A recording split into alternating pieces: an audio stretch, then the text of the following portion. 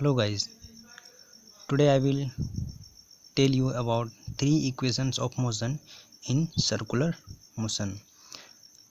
जैसे कि मैंने पिछले क्लास में बताया था आपको, लीनियर मोशन में थ्री इक्वेशंस कौन कौन से होते हैं, उसी तरह सेम टू सेम यहाँ पर सर्कुलर मोशन में थ्री इक्वेशंस होते हैं मोशन के। तो पहला इक्वेशन है omega equal to omega naught plus alpha t. यहाँ ओमेगा जो है फाइनल एंगुलर वेलोसिटी है और ओमेगा नॉट जो है इनिशियल एंगुलर वेलोसिटी है। अल्फ़ा यहाँ पर एंगुलर एक्सीलरेशन है। पे ओमेगा फाइनल एंगुलर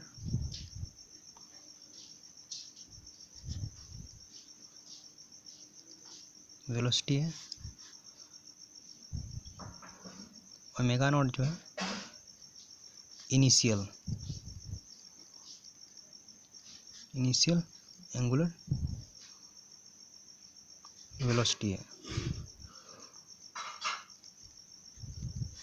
और अल्फ़ा जो है एंगुलर एक्सीलरेशन है।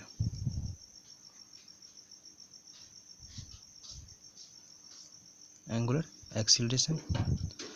दूसरा इक्वेशन है theta equal to omega naught plus omega naught into t plus half alpha t square. Omega जो है वही initial angular velocity, t time taken to cover angular displacement. Theta is angular displacement.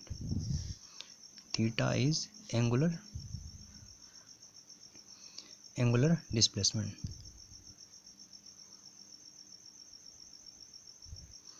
Angular displacement है जो कि cover कर रहा है theta 1 से थीटा 2 तक जाने में जो डिस्टेंस कवर कर रहा है। जैसे कि कोई पार्टिकल अगर यहाँ पर है और ये यहाँ से इसको कवर कर रहा है इस पॉइंट तक, ये पॉइंट ए से अगर बी तक कवर कर रहा है, ये पूरा हो गया थीटा 1 और ये पूरा theta 2।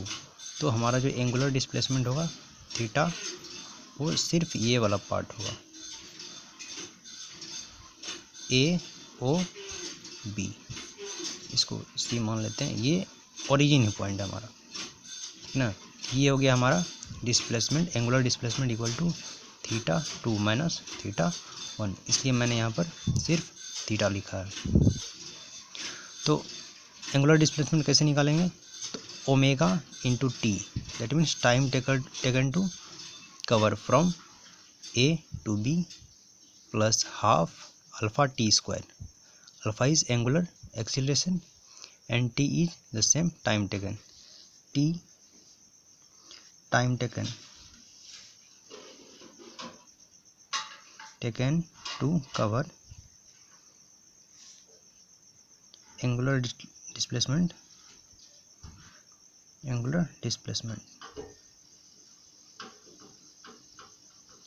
from a to b, a से जो बी तक कवर करने में टाइम ले रहा है, हो गया टाइम। तो हमारा एंगुलर डिस्प्लेसमेंट मिल गया। अब थर्ड इक्वेशन है omega square equal to omega naught square plus 2a theta. जैसे लीनियर मोशन में बताए थे s equal v square equal to u square plus 2as, same to same यहाँ पर अप्लाई कर रहे हैं, वही इक्वेशन फॉलो करते हैं हम लोग। ये थर्ड इक्वेशन है एंगुलर मोशन का। ये हो गया हमारा third equation of motion. Omega जो है final angular velocity, omega naught initial angular velocity, this is alpha, and alpha is angular acceleration and theta is the angular displacement. So this is the all third equations of motion in circular motion. मैंने यहाँ पर सिर्फ equation बताई, क्योंकि group A के लिए mechanical,